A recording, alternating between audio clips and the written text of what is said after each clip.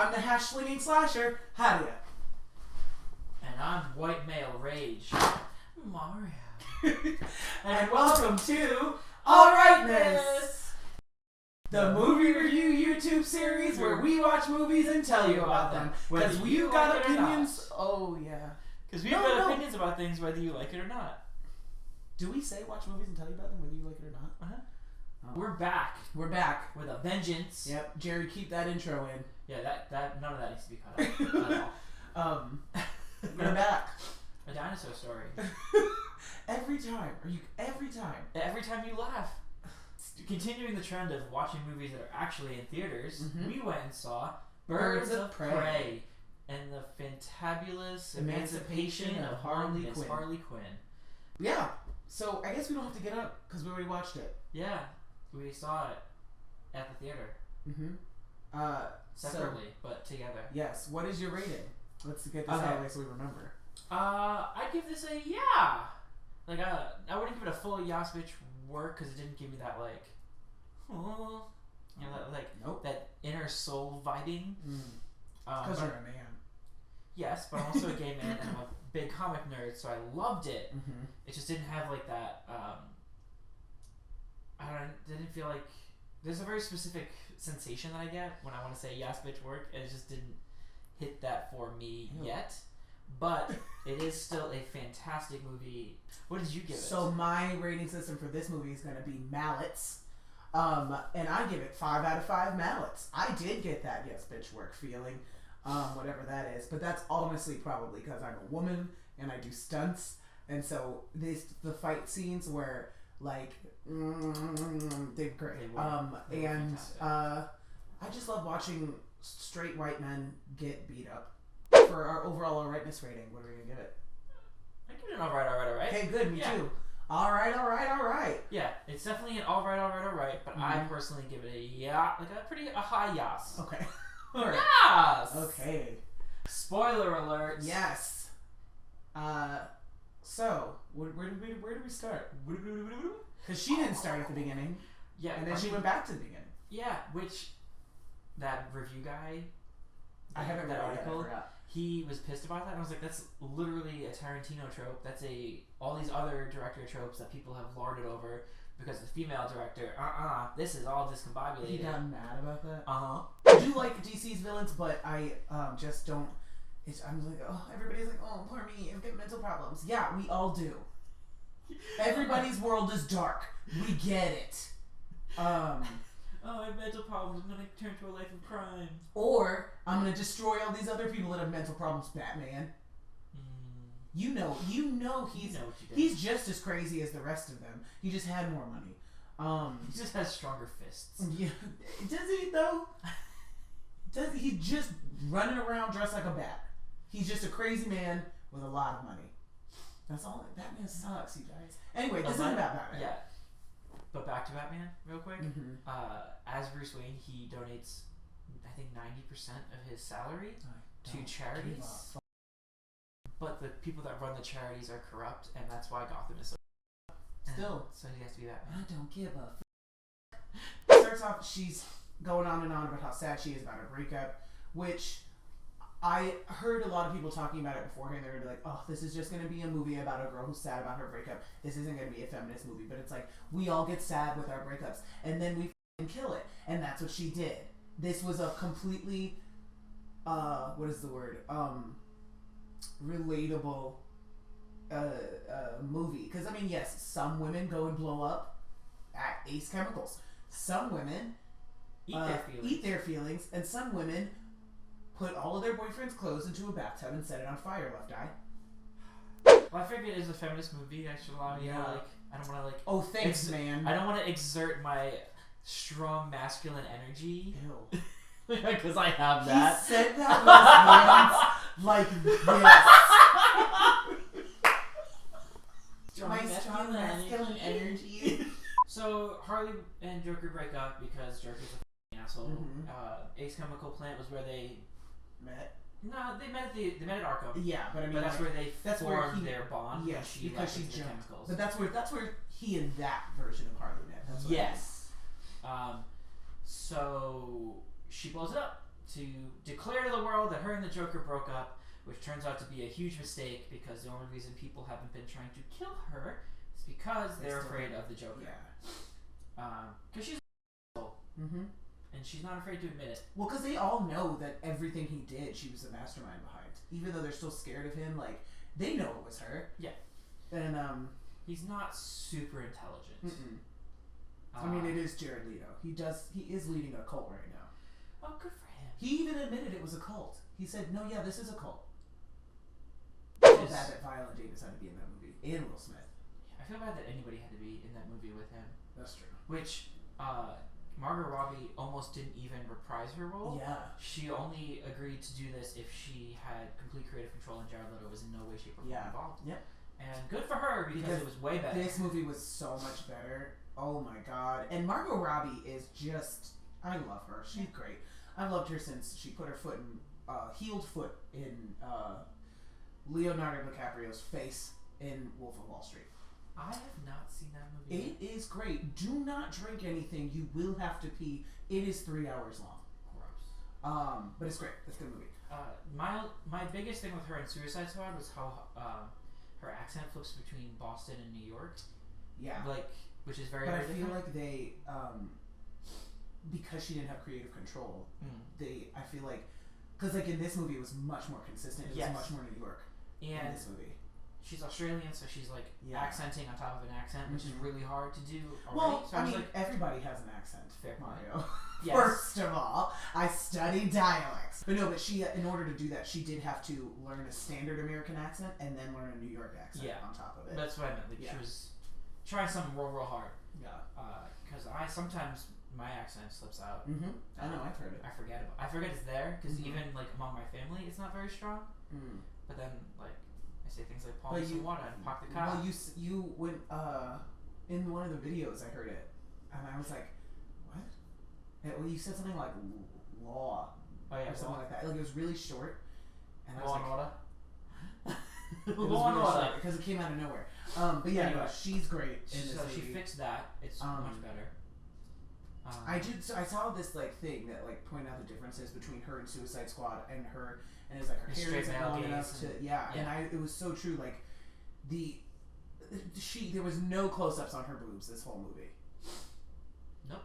And like even though she was wearing shorts, it was like very much kind of just like not a childish outfit, but like a fun outfit. Yeah, it's like it was more practical as opposed to like showing off her goods. Like her t-shirt wasn't wet the whole movie. Yeah, even the white t-shirt she was wearing when she got into a wet thing was not like sexual at all. Yeah, and she had another shirt on too. Yeah, still, that was one grievance with that part was when they ran into the evidence locker. Her hair got dry.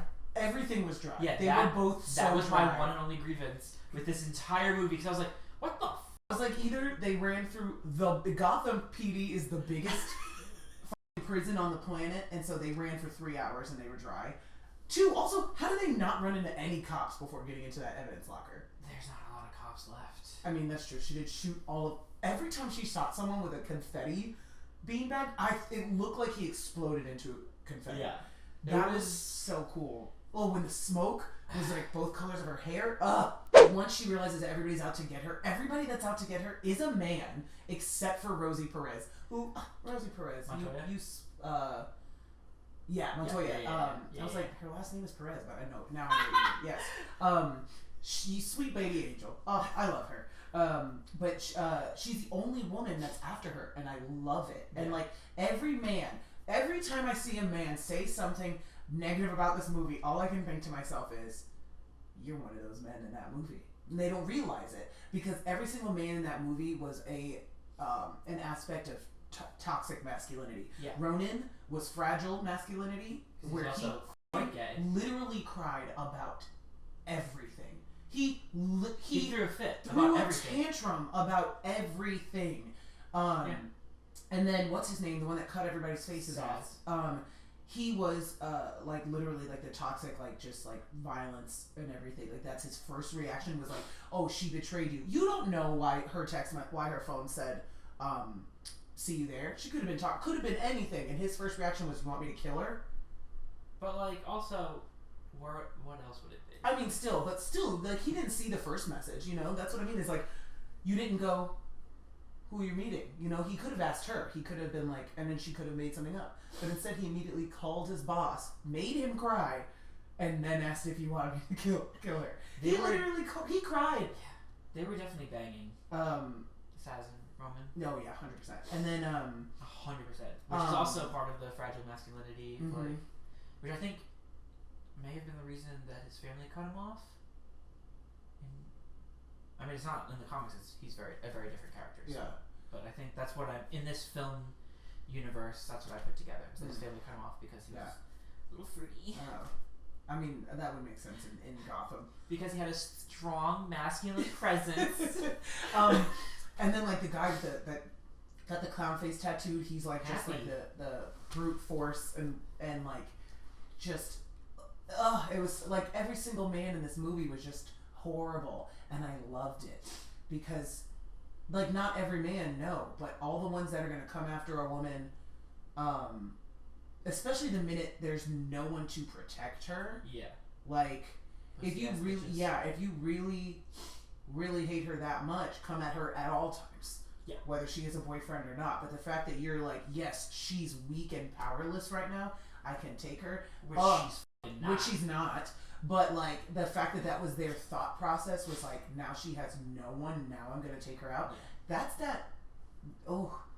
That's that predatory shit. Like that's like when a man follows you down an alley after you've been with a group of friends. That's like somebody waiting for you outside the bathroom. That's everything women are terrified of. That's why we do everything in groups. We don't do anything alone because there's always a man waiting for us. I also like that as much as like all the men in this were, you know, awful, the women weren't that great either. Nope. But because of men. Yes. Because men made them that way. Yes, we had no choice. Montoya became an alcoholic, which ruined her relationship with Ali Wong. The fact I keep forgetting that Ali Wong is in that movie. That's so weird. I love the idea of Ali Wong as like a lesbian district attorney. I don't know what it is about that whole thing, but I was like, I don't doubt any of this for a second. I was like, that is her. That is who she is. Like Montoya's male partner took credit every time she gets something done. He takes credit. Yep. And then Black Canary is being used by Roman. Cassie. We heard her stepdad saying her foster dad saying, I want that kid out of here. So you can tell like she's coming from a place where there's probably a lot of domestic violence, and that's why she pickpockets and stuff. And then what's her name? Huntress, the crossbow killer. She was literally just what's her name from Scott Pilgrim, Ramona, in a different costume with a crossbow, and it was great. It works. I loved every second of it, and I'm gonna be here for Halloween. I've decided. But yeah. In the comics, Cassandra is raised by her assassin parents, which I think was kind of cool. They mixed her backstory with Huntress's backstory in the movie a little bit, because Cassandra is deprived in the comics deprived of any human contact or communication. Yeah. So she's unable to actually speak. Oh. And they allude to that when she's arrested, and she's like, Cassie. She's like. Yeah, because she can't talk because she swallowed the diamond. Yeah, but, like they allude to that, and then she becomes Batgirl.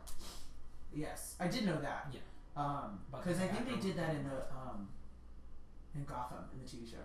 I'm a little behind on Gotham. They did introduce Cassandra in it, but I don't know if she can talk or not because I stopped watching after season 1. Huntress, what we liked about Huntress too is that like normally in the comics she's like this badass. She doesn't give a shit. She'll stab Batman. She don't give a and like in this she's just like stab Batman, she don't give a fuck. What really pisses me off about people complaining about this movie is that this movie is John Wick and Deadpool as a movie, which straight white men fuck because of the violence and but the insanity. Only love it if Quentin Tarantino's doing it and it's a bunch of men and or Uma Thurman. But then, like, Harley does all the same things that Deadpool does. She breaks the fourth wall. She's batshit insane. But she looks at the camera just... But she doesn't say anything. That was great. Yeah, no, this movie literally was everything a man should love. Yeah. Their violence was when when Ronan blows up and you God. see it. Yeah. I laughed. I laughed so oh my God, fucking thank you hard. so much. I burst out laughing and I was like, thank God this theater is empty because I would be an asshole. Oh my God, the guy in front I don't of know us, why that was so funny. It was so funny because why though? Like, why was that funny to us? I don't know. I think it's just because like it made us uncomfortable maybe, or like because you know what it was because they showed all the tiny chunks of him. They did, but they didn't show any real blood the whole movie. She didn't kill anybody the whole movie. A couple times she did. Well, yeah, but we didn't really. We don't know if they were actually dead. Go see the movie. It's really great. There's a lot of great visuals, music, messages, acting, action, fighting, violence, color, over the topness, insanity, filming. Also, I love that, especially because it's a DC movie, all of their detectives always talk like they're in a bad 80s cop movie, and they brought attention to this. Yeah, they bring attention to a lot of the weird movie stuff. Yeah. Much like Deadpool does. Yeah, I love that. If you're a guy out there and you liked Deadpool, you're gonna like this movie. And if you don't, it's because you hate women. Yep, we said it. Whether you like it or not. Not taking it back. Nope.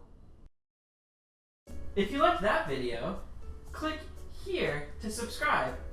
Or click here to see our previous one. Oh yeah, those will be here. And if you want to see a playlist of everything from this specific segment, click right here. Just click our crotches. Crotch away.